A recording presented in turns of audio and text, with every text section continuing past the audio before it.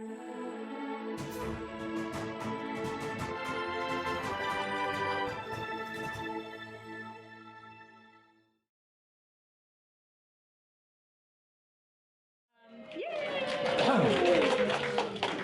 guys are so cool. We only have an hour meeting tonight because there is a vigil at 7:30, and we're going to give everybody time to go ahead and leave at 7 and get to the vigil, and Mary Lane will tell us about the vigil tonight. First of all, is anybody here new tonight? Welcome. If you're new tonight, and you please go over and see Dee in the back, and she'll sign you up for our mailing list and stuff. I also want to introduce, just briefly, Paul Hamilton is visiting from China. And if you weren't here 2 years ago, or 2.5 years ago, he started Prescott Indivisible. Right there, this guy right here. So how cool, right, to have him here. He's a man. Here is Marion PAC, and she is going to talk to you a little bit about the Hiroshima Nagasaki storytelling event. Thank you. Tonight I'm wearing my Peace Builders hat. And Peace Builders is a group that formed around remembrance of the International Day of Peace, which is September 21st. But they also have branched out now into other events throughout the year. And this year it was decided to have a remembrance of the first use of atomic bombs on a human population, which would be Hiroshima and Nagasaki, which happened on August the 6th and then August the 9th. And so in that remembrance, we talked about what we would do, and in that it's not been a date that has had anything done around it before here in Prescott. We thought we'd start with something small. And we have had great storytelling events. So it was decided that we would organize a storytelling event about it. I mean, how many here have memories of duck and cover? People that built bomb shelters in their backyard. The Cuban Missile Crisis. So I'm also asking, besides your attendance, if anybody has a story that could be somewhere from 5 to 10 minutes in length. I would love to hear from you. We have 3 storytellers already. One is going to focus on a very local issue, in that right here in Prescott, we have people who are downwinders. And downwinders is the term that was given to the people who were in the direct path of the radioactive fallout from the nuclear testing that the United States did for over 15 years in Mercury, Nevada. And so the event is going to be on the 6th of August, which is a Tuesday, and it's going to be at the public library, and it's going to be from 5:30 until 6:30. And so I invite you to join us. Certainly we are all very concerned about the climate crisis, but the reality that we have been living with nuclear weapons, and right now we have a president whose finger is close to the button, makes us very nervous. And also he's on a path of developing and building up our nuclear arsenals. So now is the time to raise the awareness and say, hey, we're all downwinders and we don't want another Hiroshima and Nagasaki to happen again. So I'm a peacekeeper, so I'm going to have to leave a little early. But there will be information on the website for Prescott Indivisible and also for the Persist and Resist newsletter. And if you are interested in telling a story, my contact is there. And if you would just like to come, it's going to have some interesting theater along with it, and so it's not going to be just a real cut and dry thing. It's going to be interesting. So please join us on Tuesday, August the 6th for Hiroshima, Nagasaki, Never Again, Stories from a Nuclear Age. Thank you.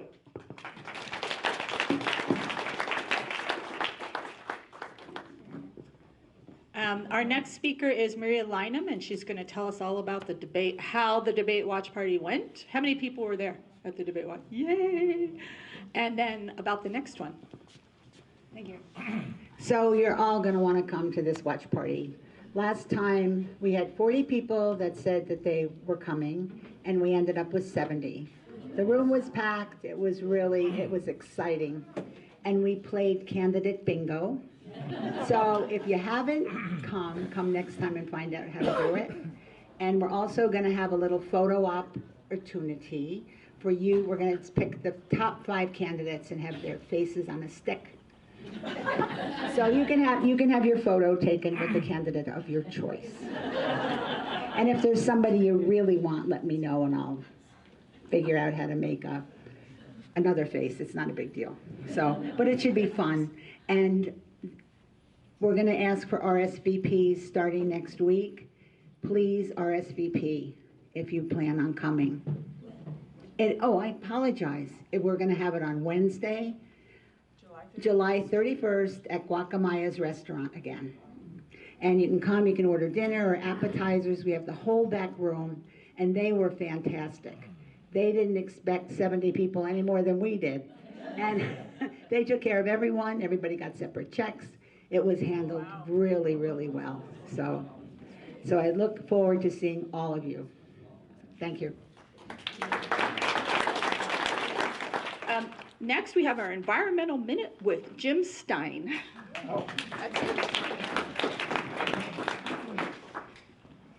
Environmental minute.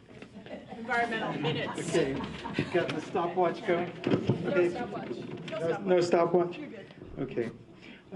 This is the resolution to request that the Democratic National Committee sponsor the televised debates on addressing the climate crisis. This is something that John put together that he had for the Democratic Party in Yavapai County. So this is kind of our version of it. And what we did is we passed this at the meeting on July 1st of the steering committee. So what we'll need to do is have everybody approve this, I guess? Show of hands. Yeah. Vote. Yeah. Okay. He didn't read it yet. Okay. So the way it goes is the duly elected steering committee of Prescott Indivisible urges the Democratic National Committee to hold a presidential debate focused on addressing the climate crisis. Rapid climate change is the biggest threat to the U.S. economy, U.S. economic stability, national security, and public health in our history. As such, our changing climate is not a single issue. It unifies many. The crisis could and should have been addressed by our elected politicians years ago, but corporate lobbyists and short-sighted members of Congress have prevented meaningful work towards comprehensive policy solutions. It is time to bring the climate crisis out of the shadows cast by special interests and make it a centerpiece of the 2020 presidential campaign. Absolutely.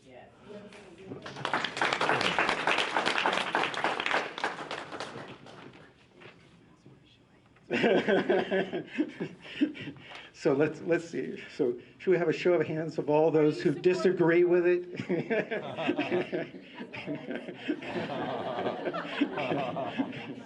Okay, how about a show of hands of all those who support it? Yeah, all right. I think it's carried.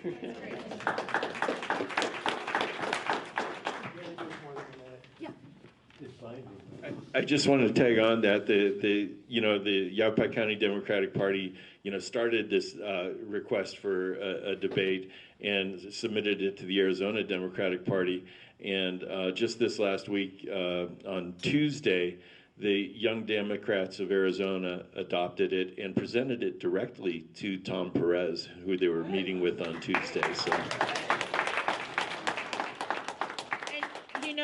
I heard Jay Inslee, not that he's my first choice or anything, but something he said really struck me, and that the climate crisis is not one issue, because the Democratic Party's position is we're not doing single issue debates. It is not a single issue. It affects every single thing about our lives and about our planet. So that is just not that doesn't work.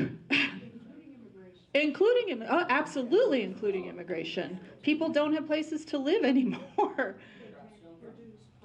Right, right, all that stuff. So it's a little bit disingenuous, I think, to say we can't have a single issue, because it's not a single issue, right? And candidates need to demonstrate that they're aware of that, right? That they understand that it's not just a single issue. Okay, so our next presenter is Mavis with a Twitter update.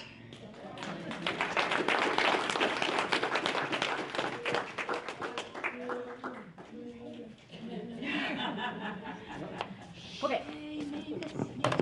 So in the past, I have spoken to you about the importance of Twitter in a very serious manner, because if you participate in Twitter, then you get to know what the issues are, you get to express your voice and be heard, and it's a very empowering thing. And so I would actually want more people to sign up. I tried a really cheap trick at Yab Dems last night, and it fell flat, didn't it? Okay, so I'm going to try another cheap trick. Okay, first of all, I want all the people that have gone through Twitter training or signed up for Twitter training, I want you to raise your hands. And give a round of applause. Yes, thank you. So here's the cheap trick. Here's the cheap trick. I am going to give away a battery-operated votive candle to the first person who raises their hand to sign up for Twitter. Sold! Those candles will come in handy at the Vigil tonight. Yes, they will. Okay, so now it's me. And I want to talk to you about the Racial Equity Conference that is happening in September. I want to give you all a little update on it. It's being reimagined primarily because we found out the Prescott powwow is exactly the same time. And we do not in any way want to infringe on the powwow's audience or participation or anything. In fact, we want to help them and get more people out to them. So in the spirit of starting a racial equity dialogue in our community and having that dialogue be long-term, right? It's not a one-time event and then everything's good. That is not how it works. So what the plan is, this is September 20th, 21st, and 22nd. Mark your calendars. It is during the Arizona Democratic Party state meeting. So there's going to be tons of Dems here. And there are also going to be tons of members of Indivisible from the other 40 Indivisibles in our state. Did you know there's 40 Indivisible groups in our state? Right? And some of them really have it together. And some of them are starting, everybody's in a different position, but they're going to come up. They're going to come for this. So on the Friday night, we are going to have Ezra Levin speaking. Yes. Yes. And it's important to know, if you haven't read this, I urge you to look it up on Indivisible's website. It's important to know that Indivisible stands front and center for racial equity.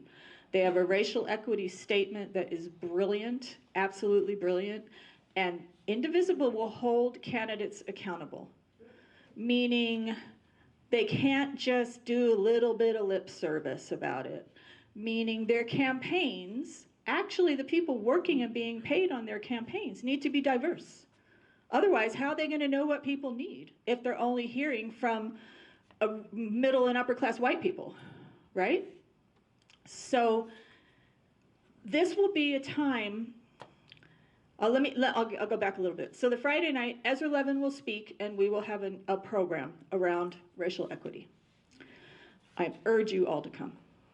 on Saturday, the Democratic Party has their caucuses, and there are different caucus groups, and anybody can go to those. Right, John? Anybody can go. Supposed to be a Democrat. Okay, supposed to be a Democrat. Tell them you're a Democrat. And it seems to me it's a really good opportunity to go it's in the Mile High Middle School. So the caucus meetings will be in different classrooms at the Mile High Middle School.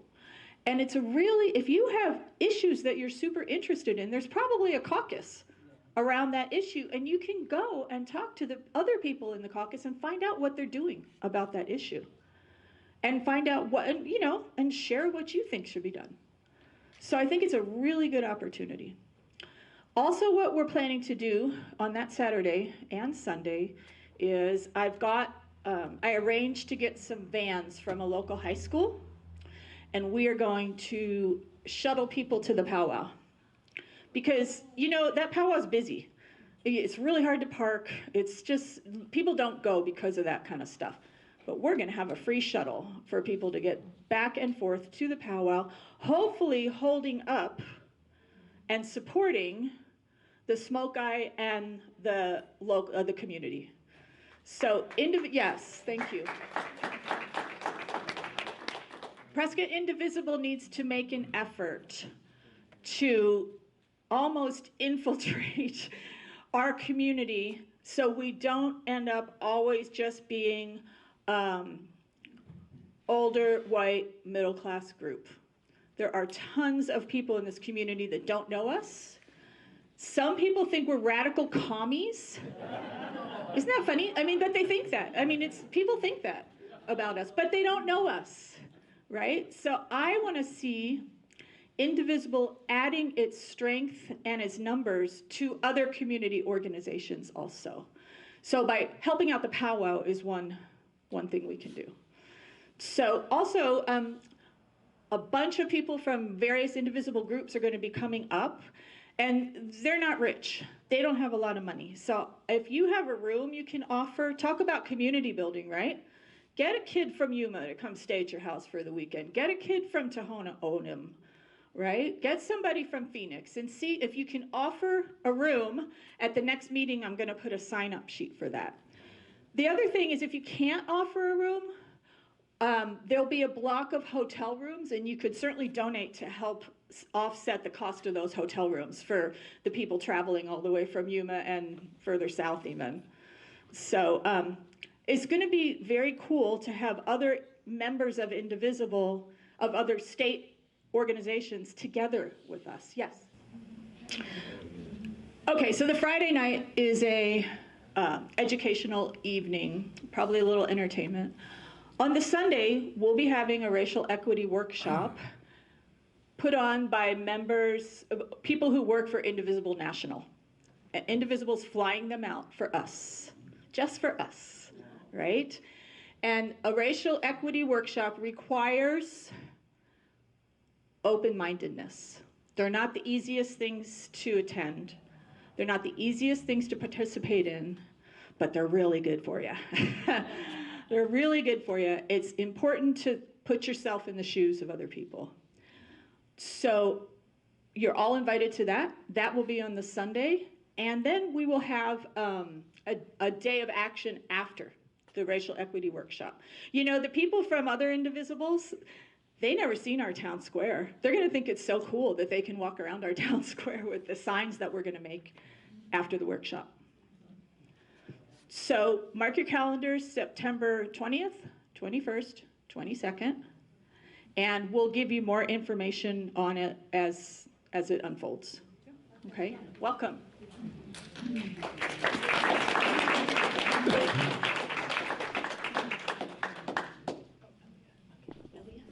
This is Elia from Keep Prescott Together, and this is the group that is putting on the Lights for Liberty tonight. Thank you.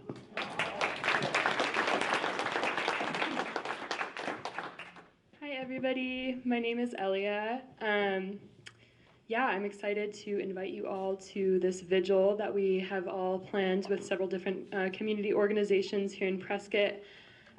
We will join thousands of people across the country tonight in raising awareness of the atrocities that are happening at the border, and also creating a space to commemorate the folks who have lost their lives in detention.